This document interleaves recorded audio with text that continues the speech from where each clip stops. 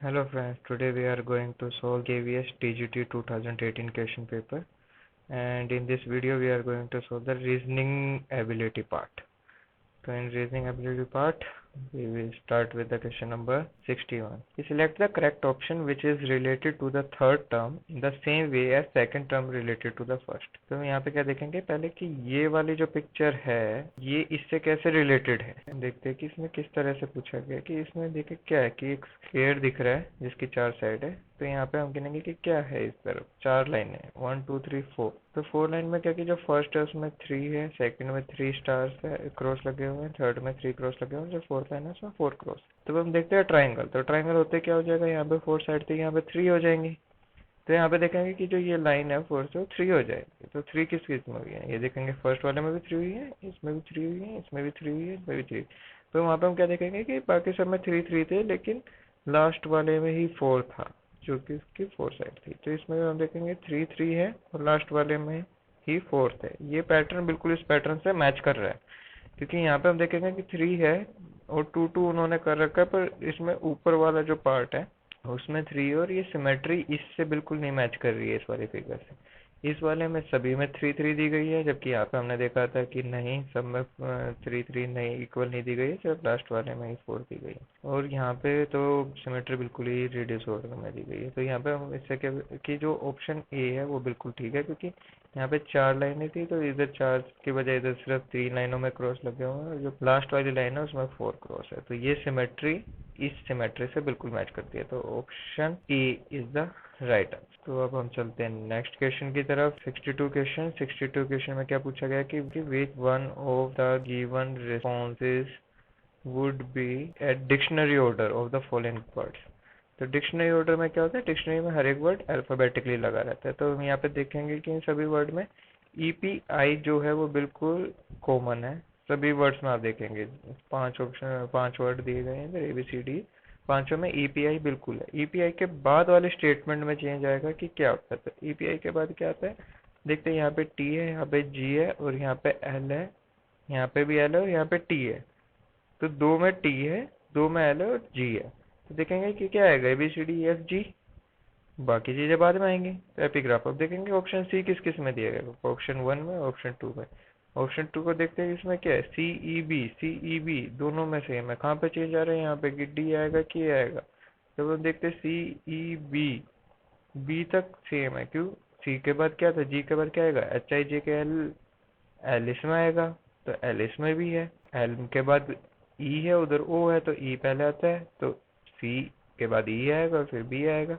अब इसके बाद देखते हैं कि इनके बाद क्या आएगा, क्योंकि इन दोनों में टी है, टी वाला भी है इसमें भी, पर टी के बाद वाला वर्ड क्या है, इसमें क्या है टी के बाद ए है लेकिन इसमें क्या है टी के बाद एच है। तो कौन सा वर्ड पहले आएगा, ए वाला। तो ऑप्शन ए पहले आएगा। तो किस ऑप्शन में, ये सेकंड में।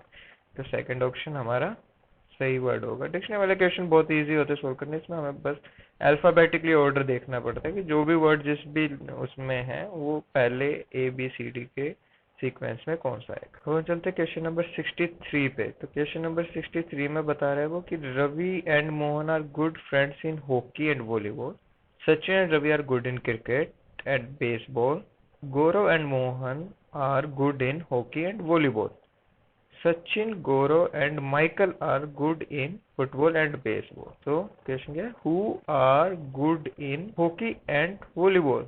तो हॉकी एंड वॉलीबॉल में कौन ठीक है। तो इन क्वेश्चन को सोल्व करने के लिए हम क्या करते हैं कि एक टेबल बना लेते हैं हम पहले, जैसे मैं करते हैं ये एक तरफ क्या आ जाएंगे कि गेम्स जो जो वो उन्हें खेलने आते हैं या जिसमें उन्हें खेलना अच्छा लगता है और उसमें गुड है वो, और कौन कौन से वो खिलाड़ी है।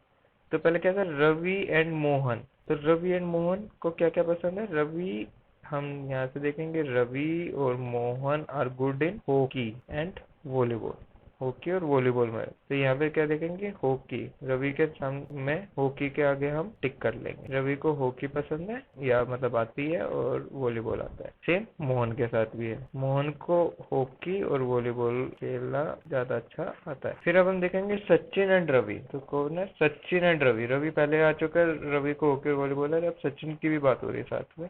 Are in good in cricket and baseball. तो सचिन के सामने क्या करते हैं कि उसे क्रिकेट पसंद है और उसे बेसबॉल पसंद है, और साथ में रवि को भी।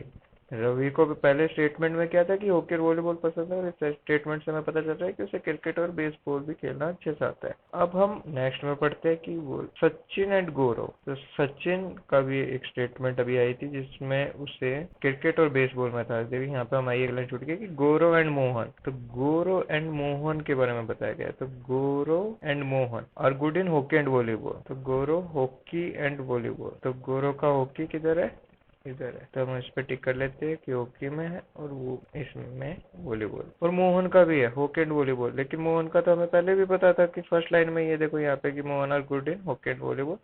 तो यहाँ पे उसे हॉकी एंड वॉलीबॉल है, तो वो हमारा पहले ही टिक हो चुका है क्योंकि हमें वो स्टेटमेंट पहले पता है। इसके बाद वाले स्टेटमेंट के सचिन, गौरव एंड माइकल। तो तीन लोगों के बारे में बताया गया, सचिन, गौरव और Michael are good in football and baseball. तो बेसबॉल में सचिन है, ये हमें पता ही है। फुटबॉल में है, इस वाली स्टेटमेंट से पता चल गया है सचिन भी है। अब गौरव, गौरव हॉकी और वॉलीबॉल में था, लेकिन अब इससे हमें क्या पता चला है कि वो किस में है, फुटबॉल और बेसबॉल में। फुटबॉल और बेसबॉल में गौरव भी गुड है। साथ में कौन है, माइकल।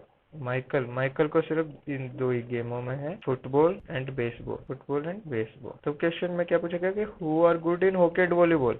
तो देखिए अब यहाँ से हमें पता लग जाएगा कि हॉकी और वॉलीबॉल में कौन कौन है, कौन किस किस है। रवि है, मोहन है और गौरव है। तो option second is the correct one. तो चलते हैं नेक्स्ट क्वेश्चन पे। Question number 64। Select the option that is related to the third term in the same way as the second term is related to the first term। Second और first term क्या है, tennis court. Third term क्या है, cricket. अब cricket इसके बाद क्या आएगा, देखेंगे कि टेनिस कोर्ट पे खेला जाता है, तो क्रिकेट कहाँ पे खेली जाती है, पिच पे, क्योंकि रिंग में बॉक्सिंग होती है। ग्राउंड में, अब कुछ लोग कहेंगे कि क्रिकेट ग्राउंड में भी होता है, लेकिन ग्राउंड में क्या होता है, फुटबॉल खेला जाता है। क्रिकेट के लिए क्या है, पिच, पिच होना बहुत ज्यादा जरूरी है। तो जैसे टेनिस कोर्ट में है, तो क्रिकेट के साथ pitch is the right option. Next question देखते हैं, क्वेश्चन नंबर 65 कि सिलेक्ट द करेक्ट ऑप्शन। इसमें करेक्ट ऑप्शन ढूंढना है। Which is related to the third term in the same way as second term related to the first. तो same 1 2 3 4 किससे कर रहे हैं, 24 से, और 3 1 5 4 किससे करेगा। तो हम देखेंगे यहाँ पे हमने लिख लिया है कि जो 1 2 3 4 है वो 24 से कैसे रिलेटेड है।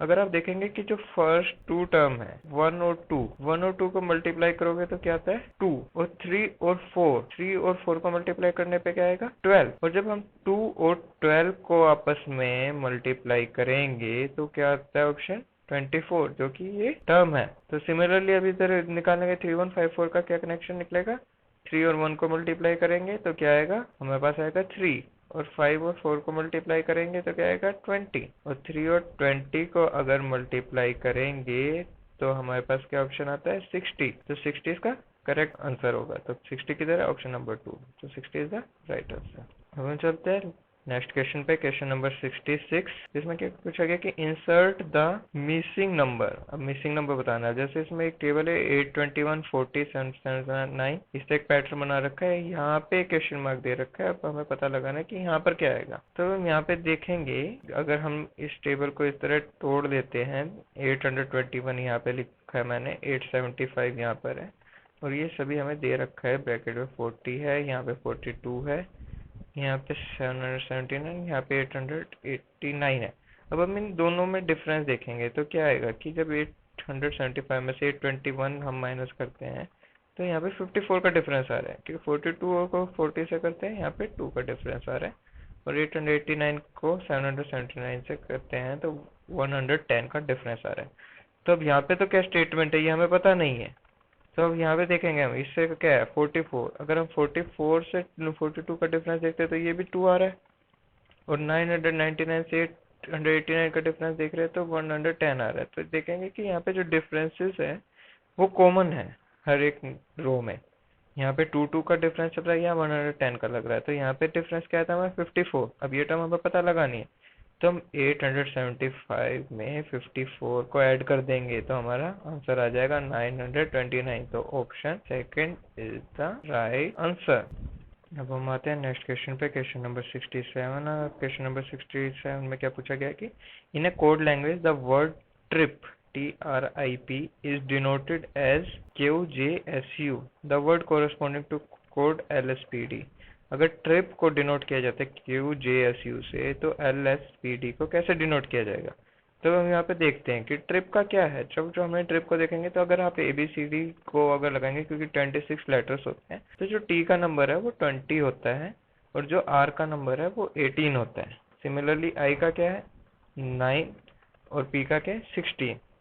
तो जब हम इससे देखते हैं और यहाँ पे QJSU को भी नंबर डालते हैं, तो उनके भी रिस्पेक्टिव नंबर क्या है 17, 10, 19 और 21। ये अल्फाबेटिकल ऑर्डर में, अगर हम A से Z तक लिखेंगे और A को 1 डिनोट करते हैं और Z को 26, तो ये हमारे पास नंबर आते हैं। तो अब हम यहाँ पे देखेंगे कि जो फर्स्ट है, फर्स्ट लेटर T और P, तो वो क्या है 20 और ये क्या है 16। अगर हम इन दोनों को ऐड कर लेते हैं 20 + 16, तो क्या आता है 36। और ये जो बीच में सेंटर में दो हैं 18 और 9, इनको ऐड करते हैं तो हमारे पास सम आता है 27। और 36 को अगर हम 27 से सब्ट्रैक्ट करते हैं तो इसका डिफरेंस इसके बीच का आता है 9। सिमिलरली जो QJSU है वहाँ पे भी अगर हम देखते हैं तो 17 और 21 को हम ऐड करेंगे, फर्स्ट और लास्ट, और फिर जो बीच के दो हैं सेकंड और थर्ड, इनको हम ऐड कर लेंगे 10 + 29, तो 38 - 29, इनका डिफरेंस क्या आता है 9। तो ये इन दोनों में कॉमन है क्योंकि ट्रिप को डिनोट किया गया है QJSU से। अब हमें देखना है LSPD। तो LSPD में भी हम क्या करेंगे, पहले हम ABCD के नंबर दे देंगे। तो देखेंगे कि जो L का 12 है और D का 4 है, इनको हम ऐड करेंगे तो 12 + 4 कितना हो गया 16 आ गया। सिमिलरली अब सेकंड और थर्ड को ऐड करेंगे 19 + 16, तो इसका क्या आ गया 35। अब 35, 16, वहां पे हमने क्या किया था, जो फर्स्ट और फोर्थ का जो एडिशन आया है उसे माइनस करना है सेकंड और थर्ड के एडिशन से। तो ये क्या है 16 - 35, तो यहाँ पे क्या है -19। अब सिमिलरली हम इन्हें ऑप्शनों में हमें डाल के देखना पड़ेगा कि कौन सा जो ऑप्शन है उसमें सिमिलरली रहता है। तो जब हम डालेंगे तो हमें देखते हैं कि जो कोर वर्ड है उसमें C का 3 नंबर है, तो अगर हम इसे डालते हैं तो 3 + 11 है, और जो OR है वो 15 + 18 है, तो 14 - 39 का जो आंसर है वो -19 है, जो कि LSPD से है। बाकी अगर आप इन चारों में डाल कर देखेंगे तो ये डिफरेंस -19 नहीं आ रहा है, तो इसका जो सही जवाब है वो ऑप्शन सेकंड है, कॉर्क। ठीक है फ्रेंड्स, इसमें बस क्या क्या गया कि A से लेके Z तक जो ABCD डाली गई है उसी को हमने नंबर में डाला है। उसके बाद फर्स्ट और फोर्थ जो टर्म है उनके नंबर को ऐड किया है, सेकंड और थर्ड को ऐड किया, तो फर्स्ट और फोर्थ का जो सम आया है उसे सेकंड और थर्ड के सम से माइनस कर दिया। तो सेम डिफरेंस ट्रिप और QJSU में 9 का आ रहा था, तो LSPD वाले में -19 आ रहा था, तो -19 इनमें से किन वर्ड में आ रहा था, तो वो कॉर्क है। अब हम देखते हैं नेक्स्ट क्वेश्चन पे, क्वेश्चन नंबर 68। इसमें है कि a square sheet of paper is folded and punched. Select the figure from the given ones which most closely resembles with the unfolded position. तो पेपर को पहले कैसे, पहले पेपर ये पूरा पेपर था, यहाँ पे ये जो डॉटेड लाइन है पेपर ऐसे पूरा का पूरा पेपर था। इसने क्या किया कि इस पेपर को इस तरह फोल्ड कर दिया। अब ये सिर्फ फर्स्ट पार्ट रह गया, ये वाला पार्ट इसका अब नहीं रहा। अब यहाँ पे क्या था, अब ये जो इस तरह का पेपर था इसने इसको उठा के ऐसे फोल्ड कर दिया। फोल्ड करने के बाद उसने यहाँ पे इस तरह इस पेपर को काट, तो यहाँ पे देखेंगे जब ये पेपर को इस तरह काट दिया है तो अभी बताना है कि पूरा पेपर अगर खोलते हैं तो क्या डिजाइन बने। तो अब यहाँ पे देखेंगे कि अगर इस पेपर को ऐसे अब यहाँ पे इस तरह फोल्ड किया गया था, तो अगर हम इसे इस डायरेक्शन में खोलेंगे तो यहाँ से क्या डायरेक्शन बनेगी, यहाँ से ये इसी तरह आएगा। तो ये वाली डायरेक्शन जो है वो यहाँ पे बनाई गई है, यहाँ पे ये जो लाइन है ये वाली लाइन और ये वाली लाइन सेम है, तो यहाँ पे इस तरह, फिर ये इस तरह जाएगा नीचे आएगा, तो ये एक डायग्राम हमें इस तरह का बनने को मिलेगा जो कि इस तरह बनेगा। तो इसके लिए हम क्या करते हैं, जो भी नीचे ऑप्शन दिए गए हैं इसको हम 4 हिस्सों में बांट लेते हैं। पहले ये इस हिसाब से कटा था, तो यहाँ पे एक लाइन और एक यहाँ पे जोड़ते हैं। तो इस फर्स्ट ऑप्शन में आप देखेंगे क्या है कि इस तरफ वाला पोर्शन क्या है फोर्थ, ये वाला ऑप्शन जो पोर्शन है आपका ये इससे रिजेंबल होना चाहिए। क्या ये इससे कर रहा है, क्योंकि यहाँ पे क्या है, यहाँ पे इस तरह का कट है और ये, लेकिन यहाँ पे क्या है कि 290 डिग्री का कट है, तो ये इससे रिजेंबल नहीं कर रहा है। फिर अब हम सेकंड ऑप्शन में देखेंगे कि सेकंड ऑप्शन का क्या ऑप्शन बन रहा है। अगर हम सेकंड ऑप्शन में लाइन लगाते हैं सेंटर में, तो इधर हमें दिखेगा क्या है, एक सिंपल सा इस तरह का कट है, पर ये वाला जो डिजाइन है वो भी हमें देखने को नहीं मिल रहा है, तो ये ऑप्शन भी इसका ठीक नहीं। अब हम यहाँ पे देखते हैं, यहाँ पे जो हम अगर हम पार्ट देखते हैं तो ये वाला डिजाइन कैसा है, कुछ कुछ सिमिलरिटी है। देखो यहाँ पे ये वाली लाइन है इसकी, ये वाली लाइन इस वाली लाइन से मैच कर रही है, इस वाले से। फिर उसके बाद ये यहाँ से ऐसे टच हुआ है, यहाँ पे ये लाइन भी ऐसे गई है। फिर यहाँ पे ये इस तरह का एंगल दिखा रहा है, यहाँ पे थोड़ा टेढ़ा है, लेकिन यहाँ पे क्या है, राइट एंगल है, ये राइट एंगल बन रहा है, लेकिन ये जो है ये राइट एंगल नहीं बन रहा है, तो ये ऑप्शन भी है। अब हम जाते लास्ट ऑप्शन पे। जो लास्ट ऑप्शन पे जब हम जाते हैं, तो जब यहाँ पे हम इसके 4 हिस्से कर लेते हैं, तो हम इसके देखते हैं कि ये वाली लाइन इस लाइन से मैच कर रही है।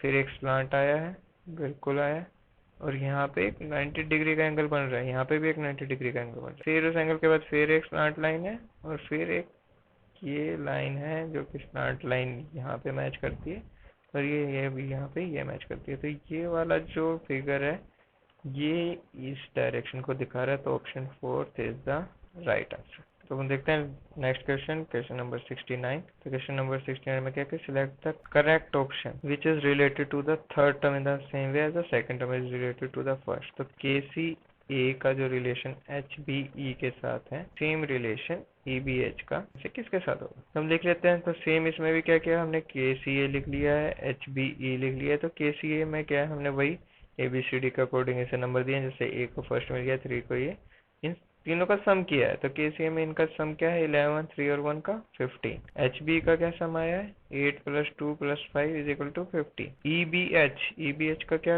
आएगा, 5 + 2 + 8, इसका भी 15 है। तो क्या है, इन ऑप्शन में से कौन सा है जिसका टर्म सम 15 आएगा। तो हम देखेंगे CGE जो है वो 3 + 7 + 5 = 15 है। इसके अलावा जो CBM है उसका सम 17 आया, BCM का भी 17 आया, और CBE का 10 आया। तो इनमें से सिर्फ एक ऑप्शन का सम 15 आया है, वो है CGE। तो इसका राइट ऑप्शन क्या है, सेकंड, ऑप्शन नंबर सेकंड। ये सम हमने किससे लिया है, जो ABCD को हम अगर नंबर से डिनोट कर देंगे, A को हम 1 मानते हैं और फिर इसी तरह Z तक नंबर देते हैं। तो A1 होता है, Z 26 होता है, तो उनके जो भी नंबर है उनको हमने ऐड कर लिया, उनका सम 15।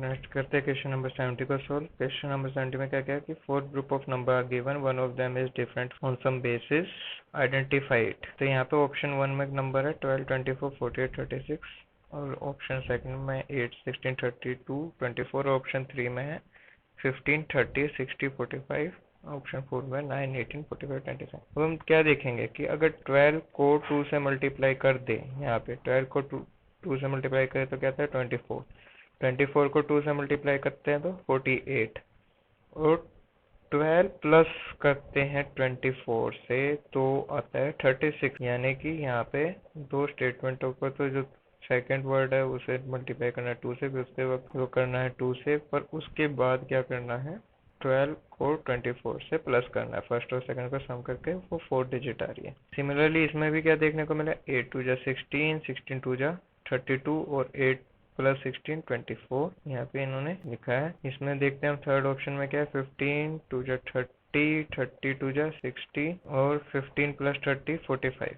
तो ये तीनों ऑप्शन में ये वाला जो है फॉर्मूला यूज हो रहा है।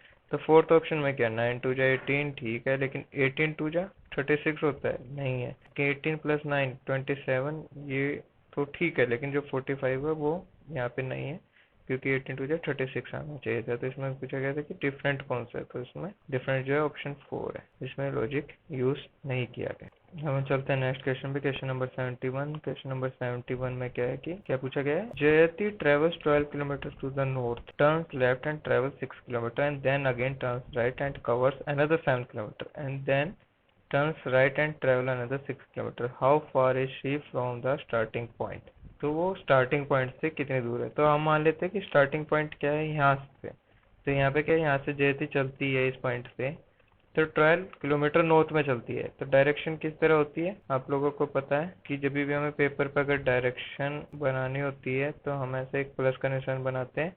इसके यहाँ पे जो है हम वो ईस्ट मानते हैं, यहाँ पे वेस्ट होता है, यहाँ पे नॉर्थ होता है, और यहाँ पे साउथ। तो इस तरह ये स्टेटमेंट मैप बनाया जाता है डायरेक्शन का। तो यहाँ पे इस पॉइंट से अगर जैसे चलती है तो 12 किलोमीटर नॉर्थ चल रही है, नॉर्थ यानी कि ऊपर की तरफ गई है 12। यहाँ से शी टर्न लेफ्ट, लेफ्ट किस तरफ हो गया, इस तरफ। तो लेफ्ट चली, कितना चली, 6 किलोमीटर। तो 6 किलोमीटर वो इस डायरेक्शन की तरफ चली है। फिर उसके बाद क्या है कि देन अगेन टर्न राइट। अब यहाँ से राइट किस तरफ है, यहाँ पे लेफ्ट है, अगर क्योंकि उसका फेस इस तरफ है तो उसके ध्यान में रखते डायरेक्शन करना है कि वो इस तरफ जा रही है। तो इस तरफ से राइट उसका क्या है, इस तरफ। तो यहाँ पे वो गई है 7 किलोमीटर, यहाँ से चली है। अब उसका फेस इस तरफ है, ऊपर की तरफ, नो डायरेक्शन। अब यहाँ पे 7 किलोमीटर चलने के बाद सी अगेन टर्न राइट। तो यहाँ से राइट किस तरफ है, इस तरफ। तो ये यहाँ से चली और यहाँ पे कितना चली है, 6 किलोमीटर चली है। तो 6 किलोमीटर ही वो इस तरफ चली थी और अब यहाँ पे आके वो रुक गई है। ये इसका एंडिंग पॉइंट है। तो अब यहाँ से पूछा गया कि how far is she from the starting point. इस पॉइंट से उसका इस पॉइंट तक का टोटल डिस्टेंस बताना है। ये नहीं है कि वो कितना चली है, इस पॉइंट से लेके एंड पॉइंट का से कितनी दूर है वो, ये पूछा गया। How far is she from the starting point, कि वो स्टार्टिंग पॉइंट से कितनी दूर है। तो ये बिल्कुल हम स्ट्रेट लाइन में ही हमें मिला है। तो इसे हम देखेंगे क्योंकि 6 किलोमीटर इधर चली थी तो उतना ही 6 किलोमीटर इस तरफ आ गया। तो यहाँ पे आके इसका हो गया। तो डिस्टेंस क्या आएगा, एक तो 12 किलोमीटर यहाँ पे, और ये 7 किलोमीटर। अगर हम यहाँ पे एक लाइन लगाते हैं ओरिजेंटल तो ये सेम बराबर हो गया, क्योंकि ये 6 है, ये 6 है, तो ये भी 7 है, तो ये 7 ही आएगा। तो ये 7, तो 12 + 7 कितना आ गया, 19 किलोमीटर। तो जो इसका सही जवाब है वो है 19 किलोमीटर। हम चलते हैं नेक्स्ट क्वेश्चन पे, क्वेश्चन नंबर 72। इसमें क्या पूछा गया कि which of the following diagrams represent thief, police and the criminal. तो थीफ, पुलिस और क्रिमिनल को इस तरह के डायग्राम से इसमें देखना है। तो ये तीनों के अलग अलग है, थीफ, पुलिस, क्रिमिनल। इस तरह का नहीं। इसमें क्या है कि अगर थीफ, अगर हम इस को मानते हैं क्रिमिनल, तो थीफ और क्रिमिनल कहीं पे मिले हुए हैं और पुलिस भी इनके साथ है, मतलब कि वो क्रिमिनल और इसके साथ, तो ये वाला नहीं आएगा। जिसमें ऑप्शन 4 इसका राइट आंसर है। उसके पीछे रीजन क्या है कि एक जो बड़ा सर्कल है वो क्रिमिनल को रिप्रेजेंट करता है। अब क्रिमिनल्स में हर तरह के क्राइम आ सकते हैं, जिसमें कि थीफ भी आएगा, मर्डर भी आएगा, और भी जो क्राइम है उसमें आ सकते हैं। तो ये अंदर वाला सर्कल है, ये थीफ का है। तो ये क्रिमिनल्स जिसके अंदर आते हैं, छोटा सर्कल जो कि थीफ है, क्योंकि thief is a part of crime, तो जो थीफ क्रिमिनल होता ही है। और पुलिस, पुलिस उनको पकड़ती जरूर है, लेकिन इसका क्रिमिनल से इस तरह डायग्राम के उसमें लेना नहीं है। तो इसलिए सबसे बड़ा क्रिमिनल, उसके अंदर क्या आते हैं, थीफ, और उन्हें पकड़ता कौन है, पुलिस। तो पुलिस वाला जो सर्कल है वो इनसे अलग रहेगा, और क्रिमिनल का सर्कल सबसे बड़ा और उससे छोटा थीफ का। तो ऑप्शन 4 इज राइट। अब हम चलते हैं 73 क्वेश्चन पे। 73 क्वेश्चन में क्या पूछता है कि George goes 4 kilometre toward east from the school. यहाँ पे जॉर्ज का स्कूल है, तो वहाँ पे ईस्ट में गया था। जैसे कि यहाँ पे मैप बनाया गया था, ईस्ट किस तरफ हुआ, इस तरफ डायरेक्शन में। तो इस तरफ वो चलता है कितना, 4 किलोमीटर। अब इसकी डायरेक्शन इस तरफ है, तो इस तरफ की डायरेक्शन के लिए राइट क्या होगा, नीचे की तरफ आएगा यहाँ से। तो इधर चलने के बाद कितना चला है, राइट टर्न लेने के बाद चला है वो 3 kilometre, and again takes a turn to the right. अब यहाँ पे डायरेक्शन ये है, तो यहाँ से उसका राइट साइड क्या होगा, इस तरफ, या आपका लेफ्ट हो सकता है, लेकिन उसकी डायरेक्शन इस तरफ है, क्योंकि वो यहाँ से चलने के बाद यहाँ पे मुड़ा था, तो अब इस तरफ उसका मुंह इस तरफ है, तो यहाँ से वो राइट गया है। कितना गया है, 2 किलोमीटर, क्योंकि 4 किलोमीटर ये था, तो इसका हाफ डिस्टेंस इसने इस तरफ पूरा किया 2 किलोमीटर। तो in which direction George house is located from school. तो स्कूल किस पॉइंट पे था, यहाँ पर।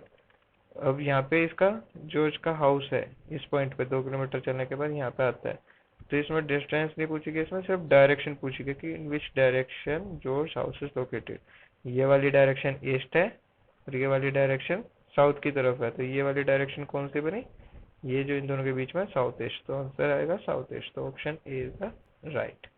चलते हैं नेक्स्ट क्वेश्चन पे, क्वेश्चन नंबर 74।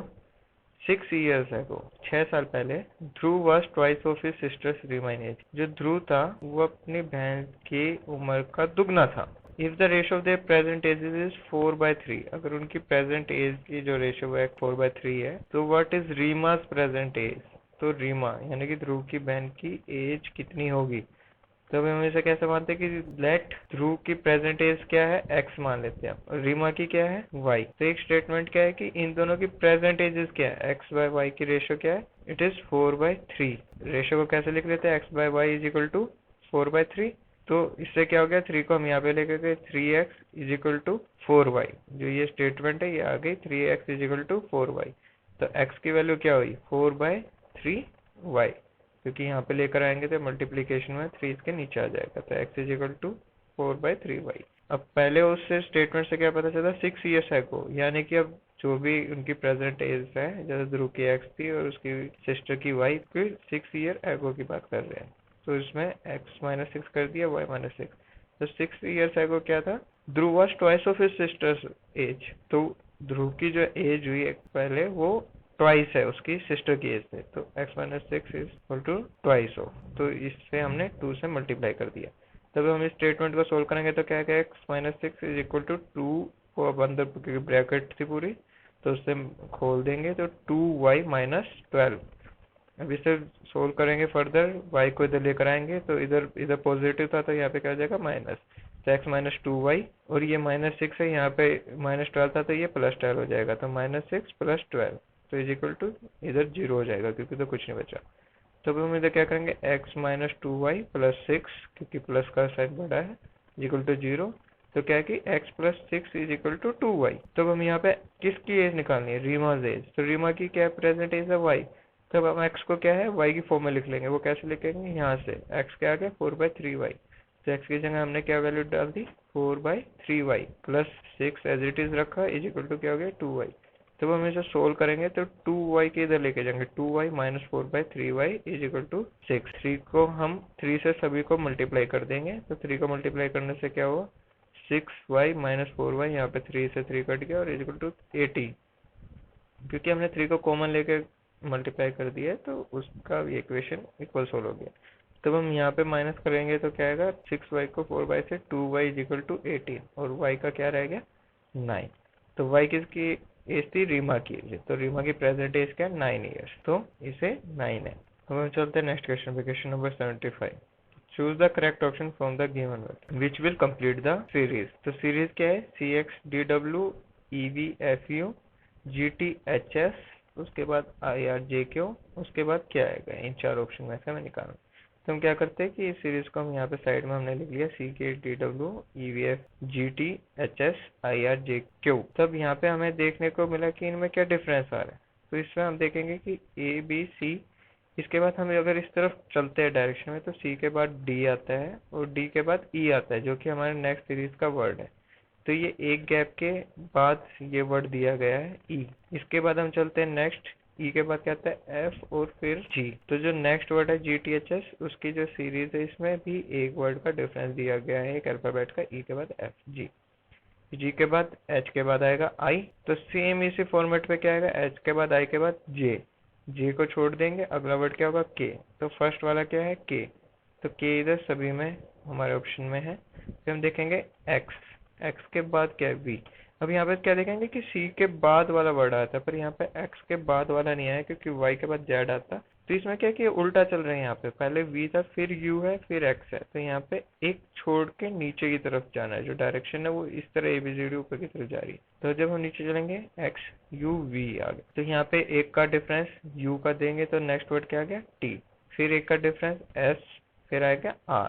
तो यहाँ पे एक का और देंगे तो किसका वर्ड का आ जाएगा, क्यू का। क्यू के बाद क्या आता है P।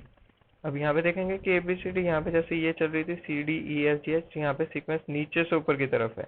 यहाँ पे PQRSTUVW और X है, तो यहाँ पे RSTUVWX तो इस तरह चला है। तो अब हम यहाँ पे देखेंगे कि अगला ऑप्शन P आ गया है, तो P ऑप्शन फर्स्ट और थर्ड में। फिर इसके बाद हमें नेक्स्ट वर्ड देखना पड़ेगा ही, क्योंकि अब नेक्स्ट वर्ड में क्या है D है, यहाँ पे F है। तो यहाँ पे फिर से जो फर्स्ट वाले में था जैसे C के बाद D, तो इधर भी एक अल्फाबेट छोड़कर है DEF, फिर उसके बाद G छोड़कर H आएगा, फिर I छोड़ के J आएगा यहाँ पे। तो फिर क्या आएगा, K को छोड़कर यहाँ पे L आएगा। तो L वर्ड किसमें, ऑप्शन थर्ड में। तो option third is the right answer, क्योंकि अब यहाँ पे सीक्वेंस यहाँ पे नीचे से ऊपर की तरफ जाएगा। तो हम वहाँ पे जब चेक करेंगे तो Q के बाद एक वर्ड छोड़ के नीचे O आएगा। सही आंसर है KPLO। Now we will solve the question number 76. In a family there are 4 sisters. Among them Navnoor is younger to Manvi but older than Roshna. तो हम इसे ऐसे लिख लेते हैं। तो इसमें क्या है कि 4 सिस्टर है, नवनूर इज यंगर टू मानवी, तो यंगर है मानवी से। तो जो ओल्डर है वो ऊपर लिखा जाएगा, जो यंगर है वो नीचे की तरफ आएगा। तो Navnoor is younger than Manvi but older than Toshna. But Navnoor Manvi से तो छोटी है पर तोशना से बड़ी है, तो तोशना को हम नीचे लिखेंगे और नवनूर। फिर अगला स्टेटमेंट क्या है कि Sadiqa is older than Toshna. तो तोशना यहाँ पे लिखा हमने, तो सादिका इज ओल्डर, तो सादिका का नाम तोशना से हो पाएगा क्योंकि older than Toshna but younger than Navnoor, पर नवनूर से छोटी है।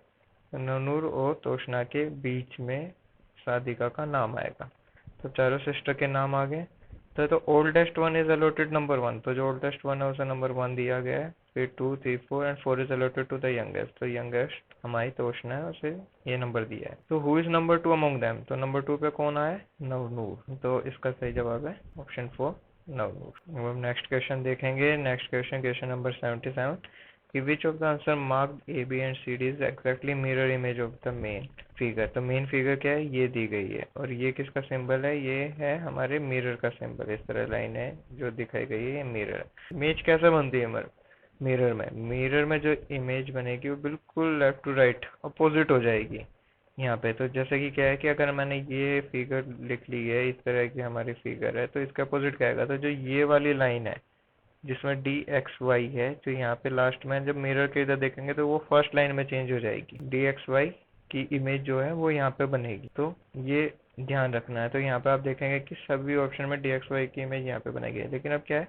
इस तरह बना हुआ है तो यहाँ पे वो उल्टा हो जाएगा, तो वो इसी प्लेन में ही उल्टा हो जाएगा। तो यहाँ पे डी इस तरह बनेगा, एक्स सेम ही रहेगा और वाई इस तरह उल्टा बन जाएगा। तो हम यहाँ पे ऑप्शन देखेंगे तो यहाँ पे तो डी एक्स वाई जो है बिल्कुल भी उल्टे नहीं किए गए हैं। यहाँ पे डी को उल्टा किया गया है, एक्स उल्टा हो सकता है पर जो वाई है उल्टा नहीं किया है। यहाँ पे बात करेंगे डी वाई एक्स, यहाँ पे तो इन्होंने फॉर्म ही बदल दिया, तो ये तो बिल्कुल ही नहीं हो सकता है। तो क्या रह गया हमारे पास? ऑप्शन 4। यहाँ पे डी उल्टा है, एक्स ठीक है और वाई को इन्होंने उल्टा लिखा हुआ है, तो सेम। तो यहाँ पे option D is the correct option, क्योंकि यहाँ पे आप देखेंगे कि यहाँ पे जो सी है उसको भी उल्टा लिखा गया है, पी को भी, सिमिलरली बाकी इमेजेस भी यहाँ पे उल्टी बनी हुई है। तो option D is the right answer. तो अब देखते हैं next question number 78। In a Q P is standing 15th from the front and Q is standing 21st from the last. R is standing between P and Q. There are 7 students between P and R, whereas there are 6 students between R and Q. Total number of students in this queue is, तो total of student कितने हो जाएंगे? तो यहाँ पे देखते हैं कि पहले लाइन क्या है कि इन Q P is standing 15 from the front। अगर ये फ्रंट है Q का, अगर इस तरफ, तो यहाँ से P का नंबर क्या है? 15th। तो यहाँ पे कितने? 14 बच्चे आगे खड़े हैं, उसके बाद 15th नंबर पे P है। और Q standing 21st from the last. तो Q अगर यहाँ पे जो लास्ट बच्चा खड़ा है तो यहाँ पे 20 बच्चे खड़े हैं और जो हमारा Q है वो 21st नंबर पे है। फिर R is standing between P and Q, R को स्टैंड कर दिया बीच में। There are 7 student between P and R, 7 student between में, 7 स्टूडेंट P और R के हैं और 6 स्टूडेंट R एंड Q के हैं। तो टोटल नंबर स्टूडेंट कितने हो गए? तो 15 स्टूडेंट तो ये हो गए, 14 P के आगे खड़े हैं, 15वां P खुद हो गया, 7 P और R के बीच में खड़े हैं, तो 15 प्लस 7 प्लस 6 स्टूडेंट R और Q के बीच में खड़े हैं, और Q और ये क्या है लास्ट में 21 है, तो 15 स्टूडेंट ये, 7 जो ये बीच में खड़े हैं, 6 R और Q के बीच में और 21 लास्ट में खड़े क्योंकि Q 21 है। इसके अलावा जो R है इसको नंबर नहीं दिया क्योंकि इसमें इन बिटवीन के, ये 15th फ्रॉम फर्स्ट है, ये 21st फ्रॉम है, तो यहाँ पे तो 15 और 21 हम सीधा ले सकते हैं, पर P और R के इन बिटवीन का गया 7 स्टूडेंट है, तो एक R को एक नंबर दिया जाएगा, तो R भी है। तो टोटल स्टूडेंट कितने हो गए? हम इन सबको ऐड कर लेंगे तो आएगा 50, तो आंसर है 50 स्टूडेंट्स। यहाँ चलते हैं नेक्स्ट क्वेश्चन पे कि select one which is different from the other 3 group of letter in some respect. तो चार ऑप्शन क्या दिए गए हैं? D H L P, M Q U Y, J N R B और T Y D I। तो इसमें हम देखेंगे कि इनके बीच में जो डिफरेंस है वो किस तरह है, क्योंकि इसमें जो ओड वन है वो हमें निकालना है। तो देखेंगे कि D के बाद H में 3 लेटर्स का, 3 अल्फाबेट का फर्क है, E F G फिर H है। सिमिलरली H और उसमें 3 का है, I J K और फिर L M N O। M और Q में देखेंगे 3 का है, M N O P फिर Q फिर R S T फिर U फिर V W X फिर Y। फिर J M N R V में भी क्या देखेंगे? 3 का है, K L M N O P Q फिर R फिर S T U फिर V।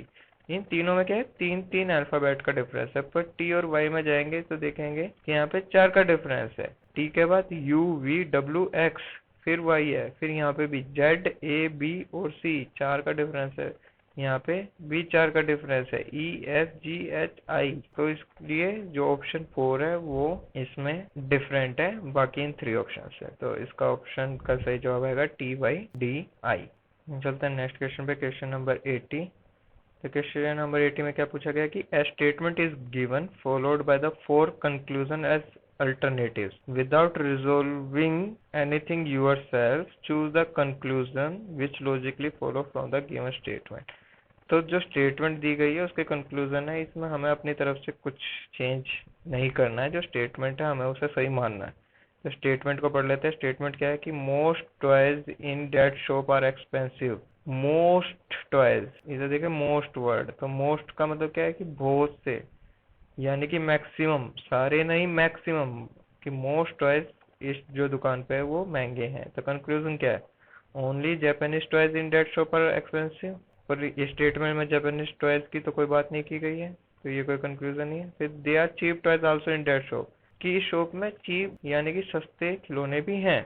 Option 3, they are no cheap toys available in that shop. Option 3 कहता है कि नहीं, कोई भी सस्ता खिलौना यहाँ पे नहीं है। ऑप्शन 4 क्या कहता है, some toys in that shop are expensive. यहाँ पे क्या कहता है, some toys in that shop are expensive, कुछ ही टॉयज एक्सपेंसिव है। लेकिन नई स्टेटमेंट क्या करिए, most toys in that shop are expensive, तो ऑप्शन 4 नहीं आएगा। अब दिया जाता है कि they are cheap toys also in that shop और they are no cheap toys available in that shop. No cheap toys का मतलब क्या है कि इस दुकान में कोई भी टॉय सस्ता नहीं है। लेकिन मोस्ट, इसमें ओल्ड टॉयज नहीं लिखा गया, इसमें मोस्ट टॉयज लिखा गया है। तो ऑप्शन सेकंड इसका कंक्लूजन बनेगा, क्योंकि they are cheap toys also in that, कि इस शॉप में सस्ते खिलौने हैं, पर अधिकतर खिलौने, मोस्ट टॉयज जो हैं इस दुकान में वो महंगे हैं। तो इसलिए कंक्लूजन क्या बनेगा, ऑप्शन